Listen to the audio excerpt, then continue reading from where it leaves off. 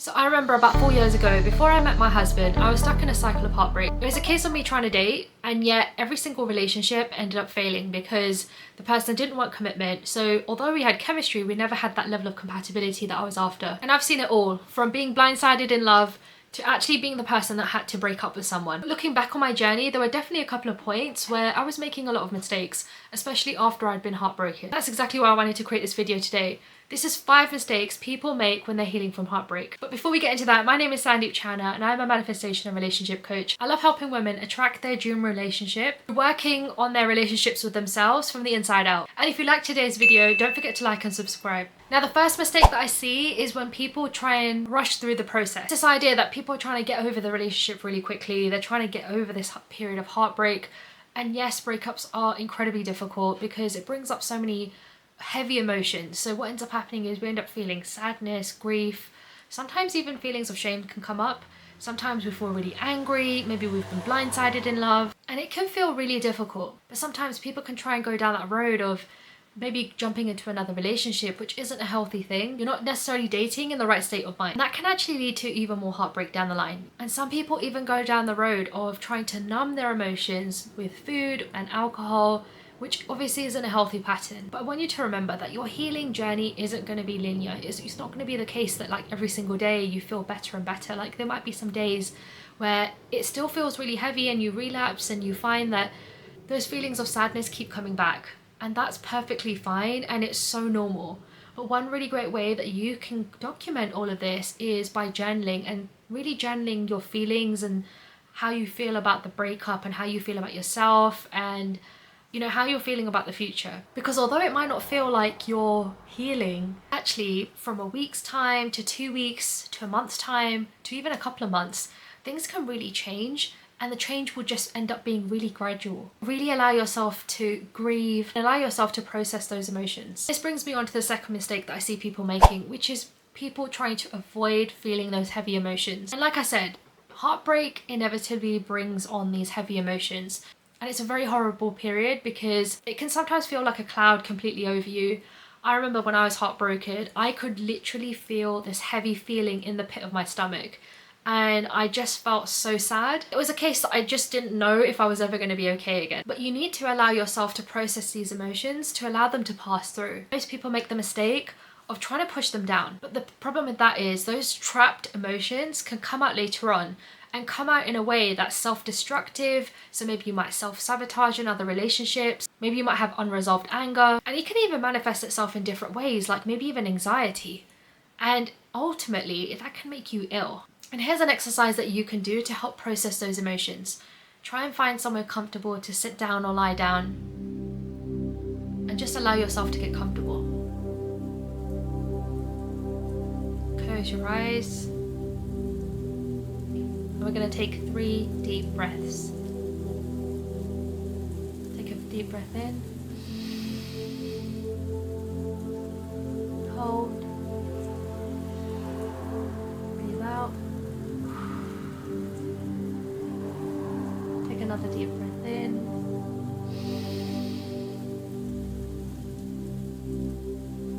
Breathe out.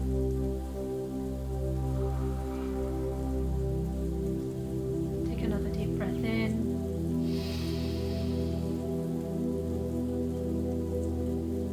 And breathe out.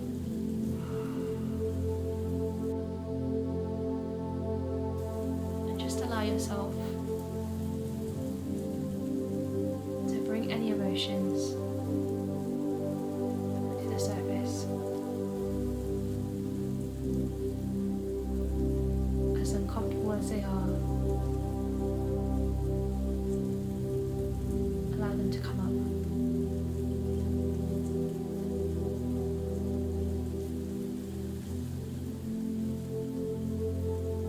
Can you label these emotions?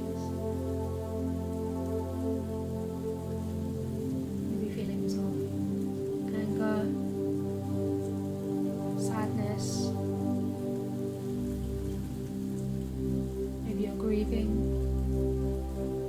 maybe even angry, maybe even shame, maybe even frustration. I want you to pinpoint exactly where you feel these emotions in your body.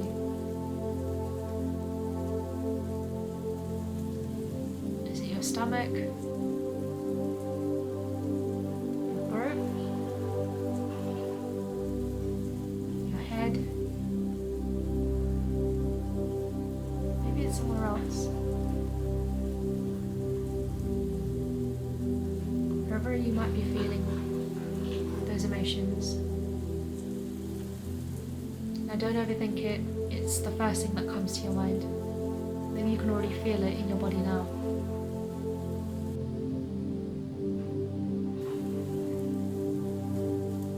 What I want you to do is just imagine every time you breathe,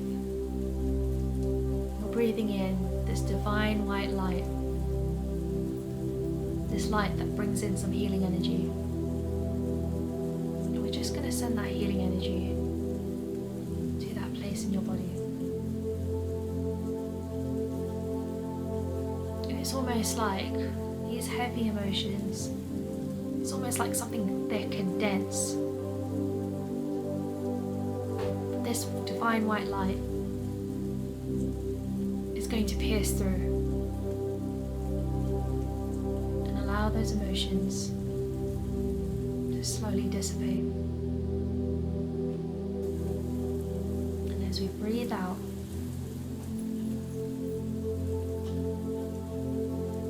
we're going to take a deep breath in.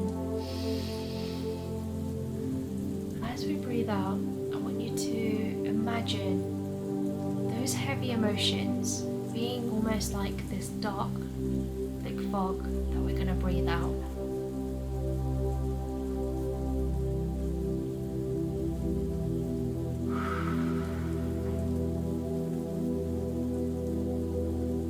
Another deep breath in.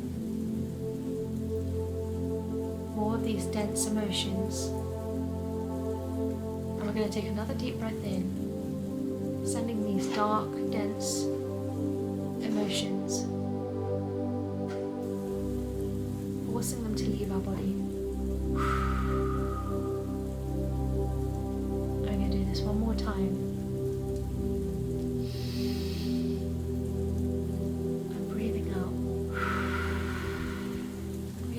All the air in your lungs. Just imagining any last parts or bits of those heavy emotions leaving us now.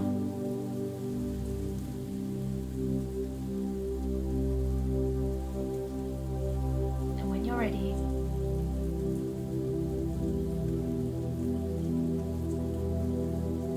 you can open your eyes.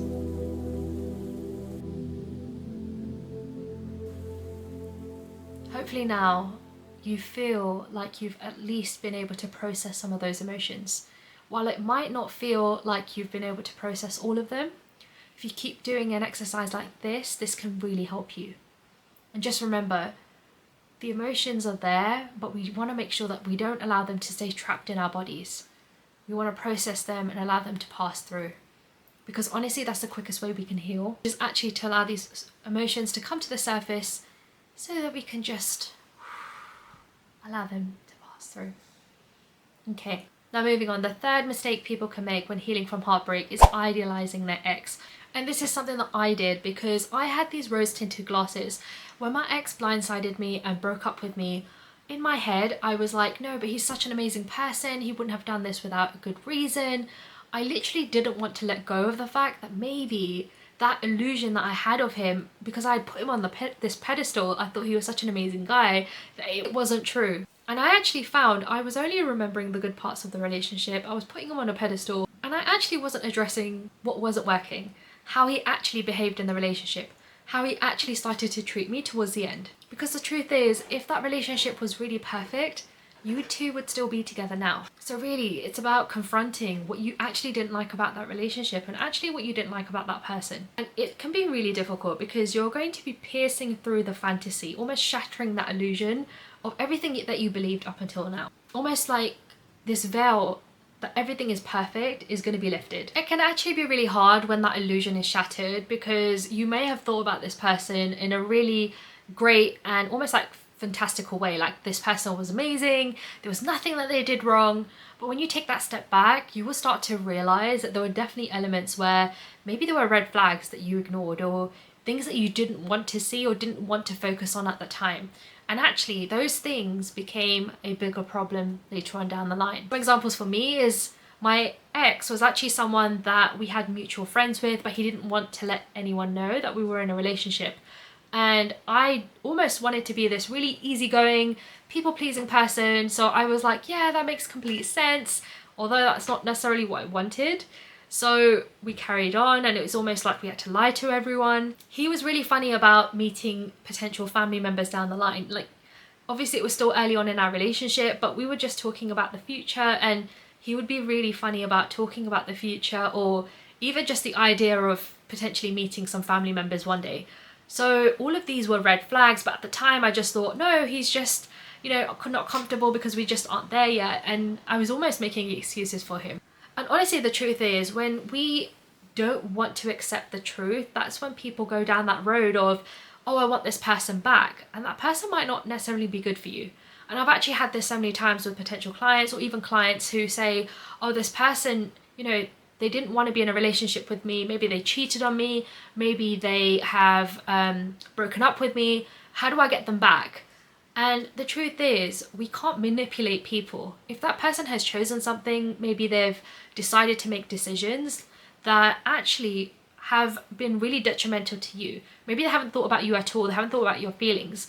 This ultimately comes down to your self-esteem and what you believe is possible for you. Which brings me on to the fourth mistake people make when they're healing from heartbreak, which is that people make this breakup mean something about their worth. And it's this idea that you're telling yourself that if only I was better, if only I was prettier, or if I was skinnier, if I, you know, made less noise, if only I was enough, if I was more easygoing, if I said less, then maybe we would still be together. And then sometimes it can even spiral, because you might be like, what happens if I never find someone? Like, this is my only chance at finding love. But unfortunately, what ends up happening is it's almost like we put that out into the universe and we manifest that because we're so focused on this is the truth. This is our absolute truth. This is the only thing that we can accept. And the pain of the breakup actually means that we are hurt, but we also hurt our own perceptions of ourselves and what our value is and our worth. And sometimes it can trigger an abandonment wound, which is so hard. And it can be really difficult, especially if you're someone who has an anxious attachment style, because that anxious attachment style sometimes means that you lean in a little bit more in relationships when you shouldn't. But what happens if we take a step back and we start to question whether any of these beliefs are even true, and start to question whether is it even really about us, or is it more about them? And what happens if we broke up just because we weren't compatible? What happens if I'm supposed to be alone in this period of my life because I'm supposed to heal, repair this relationship that I have with myself? I'm supposed to level up so that I can be ready for so much more, ready for my next chapter, ready for my new partner when I'm ultimately ready. Because the truth is, someone might be a villain in our story, our ex, but actually right now we're free to explore our relationships with ourselves, free to become the best version of ourselves, so that we can attract someone so much better for us, someone who's more aligned, someone who's more compatible, someone who ultimately will end up being someone that will stay in our lives. And honestly, that's the goal. And the fifth mistake people make when they're healing from heartbreak is wallowing in despair. It can be really difficult when you're healing from heartbreak because it can just feel like a dark cloud over you. This is the time when people start to do things like isolating themselves or listening to sad music, and you might even find yourself stalking him or checking up on when he was last online, and maybe even going back to places where, you know, you had all these memories together. Now maybe you were the person that instigated the breakup, or maybe you weren't, but you need to objectively look at why that relationship came to an end and come to terms with it in your own time. And remember that if you are the person that has been broken up with, the more energy you throw at someone, the more they can feel that and the more they'll resist that. And ultimately, when you take a step back and look at the big picture, if you two are meant to be together, this is the time for you to really heal, focus on yourself and level up. The more you try and manipulate the situation to get this person back, the more they'll feel that, because no one wants to feel manipulated. They'll feel that resistance and move even further away. This is your time now to pour back into yourself. Really spend time with your friends and family. Surround yourself with the people that love you. Enjoy this time and really think about who you are, taking a step outside of that relationship. Who you are without that person. What makes you happy? Almost, who are you without this individual in your life? Because I remember it was like one of my exes was vegan. I would focus so much on making sure that I fit his lifestyle. And as soon as we broke up, it was a case of, who am I without him? And what do I ultimately want? And some other things that can really help you during this time is journaling and meditation. Really focusing in on your relationship with yourself. Because remember, there's one relationship that will stand the test of time, that will be the most important thing in your life. And that's really the relationship that you have with yourself. When you cultivate a great relationship with yourself, you'll find that you don't need a relationship. You might want one, but in the future, you'll be able to come to the table knowing your worth, knowing who you are, and what you are and aren't willing to put up with in the next relationship. As you can get clear on that, that's when things can start to shift for you and you can call in the right relationship. Now, I really hope you've enjoyed this video. Don't forget to like and subscribe. And also, if you want to go deeper, I have a calling in love meditation to help you really elevate and to be able to align yourself to the love that you're looking for. Okay, take care.